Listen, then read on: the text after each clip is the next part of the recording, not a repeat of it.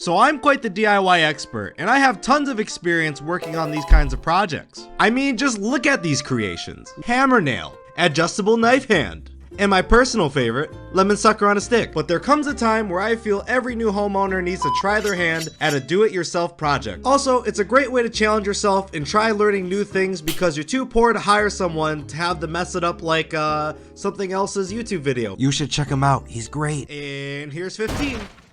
Love your stuff! So the first project we had on mind was our living room, because we have friends.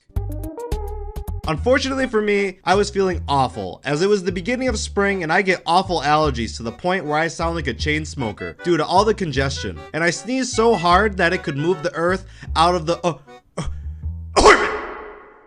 Sir, he's done it again. Oh my god. So in order to paint the wall, we had to patch up the holes, which was easy with some compound, and just putty knife the rest, then proceed to sand it until it's flat. So I was the dummy who forgot to wear a mask at first. So on top of the congestion, I had dust flying everywhere, decreasing my life force rapidly. Luckily, my fiance was smart enough to open the windows to vent it out before I died. From here, my fiance really wanted an accent wall to make the place have more atmosphere. Which on paper wasn't too hard, but here's how things got bad. Between my fiance, dad, and me, I was trapped in the middle of these two trying to get the plan going. Like, I didn't know measurements could be so hard to comprehend. Draw a line, make it happen. Boom. So my father has no artistic vision and only mechanical stuff is what he's good at. While my fiance, on the other hand, is the polar opposite, which left me in the middle of Home Depot trying to piece everything together. Can I help you guys? Please, sir, your finest wood, sir.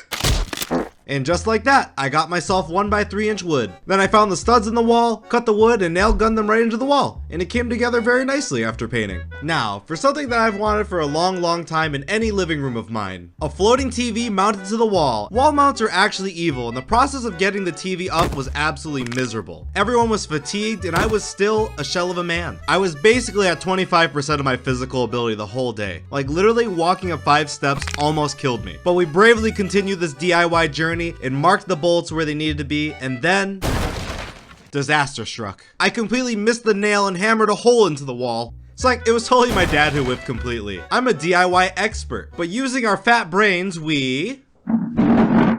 this is between us. But what about... Not a word! But the best part is, things only got worse. We had to lift this mount up multiple times to get it onto the base. And it was miserable. For some reason, my dad couldn't get the screws to fit in the back of the plate. And it seemed like it was never gonna happen. Until I got curious myself and activated my brainium to turn on my phone flashlight. It turns out, this whole time, my dad was doing this absolutely blind in the dark. Like, no wonder why we can't find where the screws fit. Come on, man. We then got it up in the air and everything instantly attached. Everything was perfect except for it was slightly unleveled, and it still is. And don't you tell anyone. Also, subscribe for more. Mwah. Thanks for watching, friends. DIY is super hard, but super rewarding at the end. Plus, you learn how to overcome new challenges. So I dare you to go do something new out of your comfort zone, and I'll give you a DIY taco. Bye-bye.